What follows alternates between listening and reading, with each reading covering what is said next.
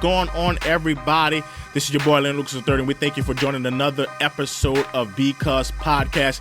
Man, we've been gone for a minute, but we want to take this time to tell you happy holidays. We got some special announcements that we want to announce to you. First of all, we want you to go right now to BecausePodcast.com. Got a lot of great stuff, a lot of great videos. You can get in touch about our information, about our merch, and all these great things that we have available on a one-stop shop. That's BecausePodcast.com. You can get all the great content. Also, don't forget to follow us on Twitter, Instagram, YouTube, and Facebook on Because Podcast, where you can get all the great information on sports, news, talk, all that. You can get that on our social media sites. So go right now, subscribe to our channel on YouTube, and get connected with us and be a part of Because Nation, because we got a lot of great things coming for you. All right, without further ado, let's get started with the video in 3, 2, 1.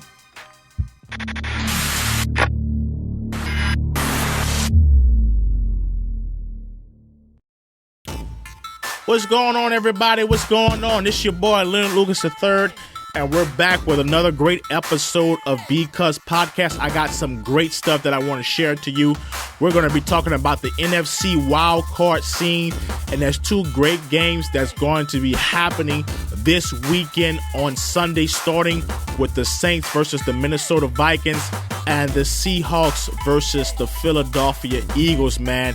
If you've seen last night's game, Seahawks versus the 49ers, that was a nail-biter to the end, but I got a lot of great stuff that I want to be sharing with you today, because we got to get this playoff kicker going with the wild card. Before we do that, I want to click and give you guys a quick shout out. Just telling you guys Happy New Year, Merry Christmas to you. It was a great, wonderful Christmas that I had with my family. My other great hosts, Josh and Kendall, had a wonderful Christmas as well. We just want to say Merry Christmas to you. I know we're late, but also Happy New Year for some of you. We're getting ready to start your new year. Happy New Year, and I hope that this new year brings you in with a lot of great cheer and joy for the new year season. Let's start with the first topic, man. We got to go and talk not the first game, but the second game for Sunday night, which is going to be the Seahawks and the Philadelphia Eagles. The first thing that I want to point out, that ESPN has the Seahawks winning this game by 60.3% on the matchup predictor. And so ESPN is already throwing in the towel and said that the Seahawks are going to win this game. That's a couple of things that I want to really look at. I want to look at the keys for winning. The first key that the Seattle Seahawks has for winning this game is Russell Wilson. One of the things that Russell Wilson does well, he may not be the most flashy, he may not be the most effective, he may not even be the most prolific quarterback in the NFL, but what does he do? He keeps his teams in games, and he always gets them there to the late game situations, like we seen last night, where they were only about a half a yard from winning that football game. Also, we've seen on the 4th and 1 call in the Super Bowl against the Patriots. He always does have some magic to get him there. Where is it scrambling? Where is it getting out of the pocket? Where is it making effective throws? The system that Pete Carroll has is a very easy, simple system that he's got out of college. So it's not the most crazy offense. It's a simplistic offense. But with Russell Westbrook, he knows how to work in that system well. And he's a great quarterback. So with them, they should have no problem scoring against this against this Philadelphia Eagles defense. From when I saw against the Giants on last night, what the Giants had the ability to do with them, where you're seeing, Saquon Barkley running for 50 yards. You've seen Golden Tate get the 30-something yard touchdown that Daniel Jones threw to them. The score was 20-17 at the fourth quarter. So you look at the score, 34-17. The Philadelphia Eagles wins that game. But when you look at the score for 49 minutes of the game, you see that the score was 20-17. It was just the Daniel Jones fumble that got this game out of the way, where you're seeing that the Philadelphia Eagles ran the ball and scored a touchdown. So they're going to have to be polished against this Seahawks team. You cannot make any mistakes against this Seahawks team, because, again, I want to say this to you. The Seahawks are 12-4. So they're going to be ready for you. The defense is one of the best defense in the nation.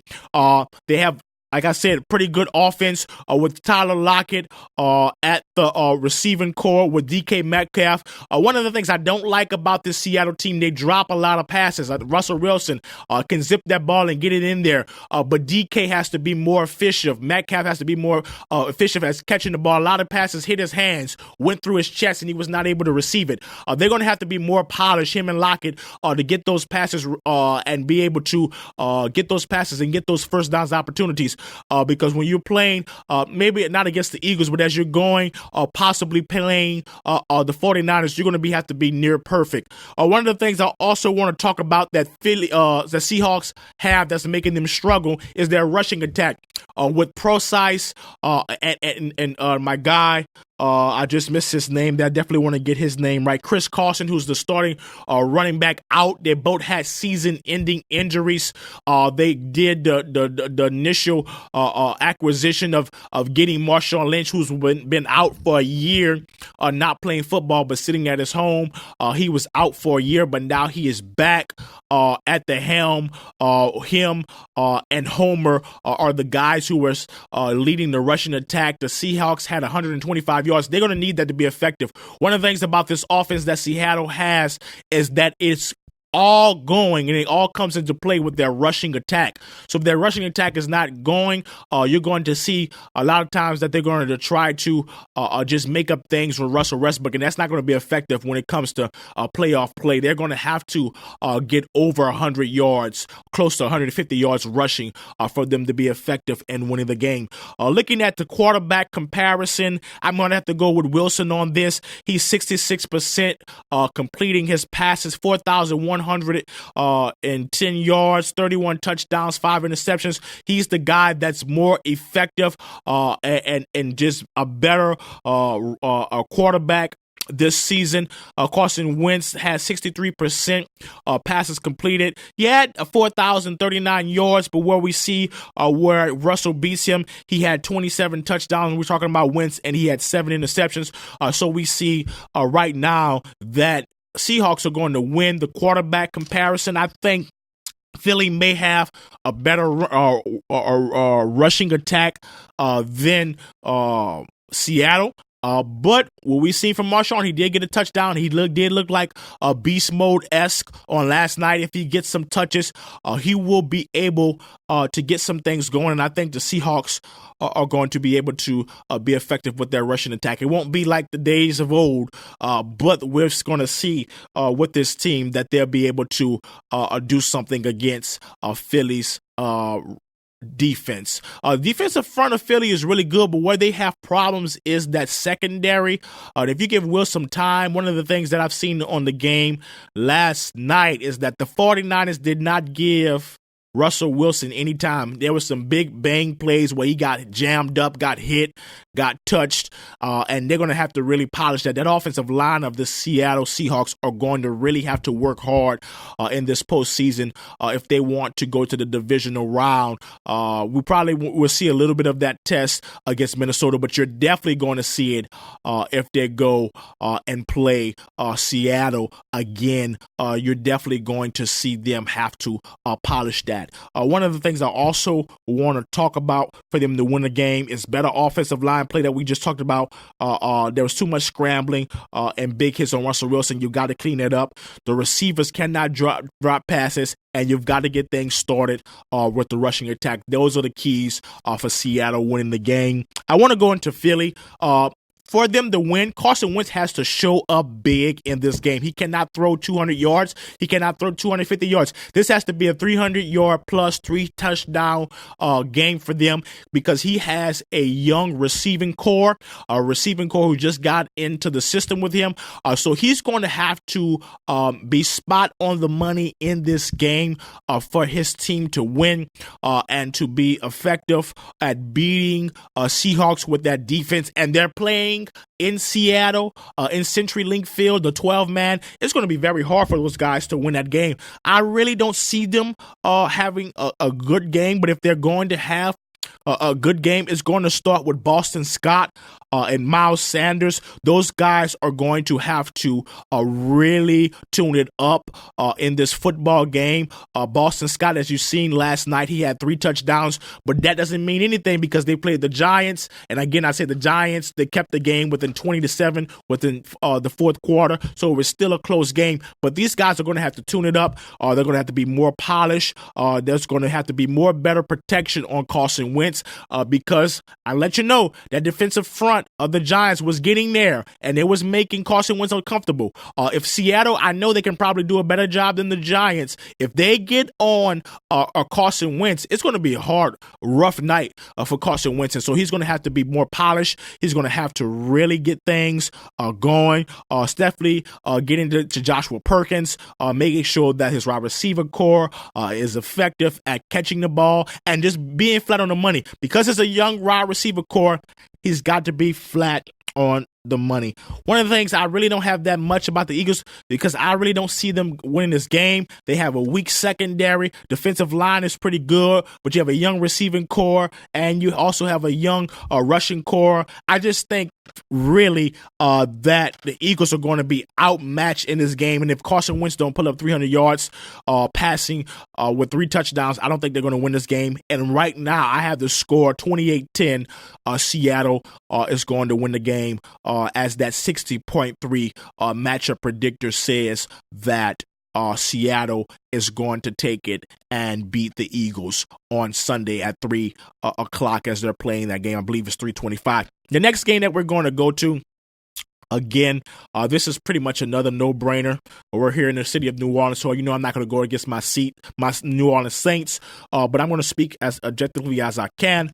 For Minnesota to win this game, they're going to have to come up big.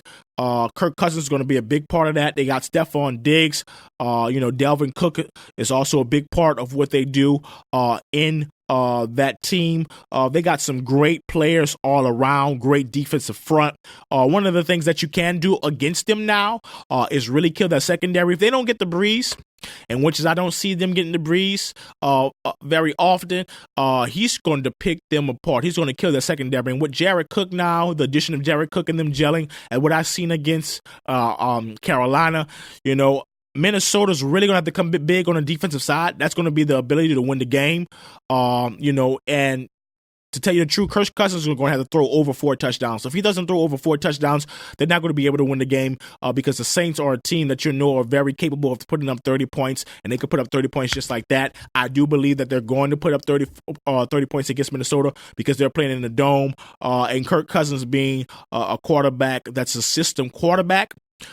This is going to be a true test for him playing in, the Dome. It's very loud, a lot of noise, a lot of things that's going to be, the fans are going to throw at him, a lot of noise, a lot of things that the fans are going to throw at him just to get him off the game. And if he's not playing in understanding with great repetitions, great routes, looking at the defense. The Saints defense like to play a lot of different blitz. The Saints is known for blitzing after the quarterback, and he's going to get a lot of looks, especially on third down, where they're going to go ahead and attack him and try to kill him.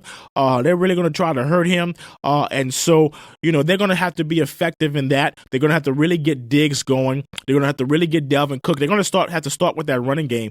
Probably a lot of play action would have to be implemented. That's been something that's been effective against the Saints defense because they always bite on that play action. And so they're going to have to really use that in their repertoire to get things going. This is going to be for the Minnesota Vikings. I'm not really looking at their defense, but their offense are going to have to play one of the best games they've played this season, being 10-6, and out of the last 7 games, they lost three games. This is going to be a true test to see if they'll be able to really get the ball going and really be effective at winning in the playoffs. Now, with the Saints, one of the keys that they're going to have to do to get this thing going, get the ball to Cook as often as possible. He's been the guy that's been on the road, so you're definitely going to have to give the ball to him as often as possible. Another thing they have to do is stop second guessing with the defense. And one of the things that really hurts the Saints is they're always second guessing what the offense is going to do, and that's many times they get beat. The cornerback play in the secondary has always been weak with injuries. Marshawn Lattimore was injured. We just got Eli Apple is out. Jennings comes in, and Jenkins comes in and replaces him, and just to help with the secondary, because there's a lot of miscues, a lot of miscommunications. That's going to have to be cleaned up if the Saints want a Super Bowl run to win this game. Drew Brees, I don't see him being none other than his usual self. Kamara is going to have to really step up. Latavius Murray is going to have to rush. He's playing his old team, so that's going to be a chip on his shoulder. I think he's going to be really the difference maker in this game. I'm looking at a 130-yard rushing night for him. Kamara is going to be a guy that's going to be the X factor, putting him in that that slot receiver type play and letting him loose. I think he's going to do good on any linebacker against the Minnesota Vikings. I think he's going to be successful like he was when he played them in the divisional round 2 years ago. As far as the defense, like I said, defensive front looks wonderful. I think they're going to be able to sack Kirk Cousins many times, maybe 3 or 4 sacks probably in the game. Where we have to limit, though, is penalties. The Saints do get a lot of penalties. A lot of penalties get called on the Saints. They're going to have to limit that if they want to win this game. And I think that's not even with penalties, I think they're going to be good enough to win this game. And I also see another double-digit lead here, where I'm going to say that the Saints are going to win 34-17, giving them the outs over the Minnesota Vikings. So that's who I got for the NFC. There's going to be another episode that we're going to be talking about the AFC. So you stay tuned. We got a lot of great more stuff that we're going to be talking to you today. So we want you to subscribe to Because Podcast. We love you, man. We have some more great bangers coming for you on the #1 talk sports podcast in the nation. That's Because Podcast. All right, guys. We'll see you soon.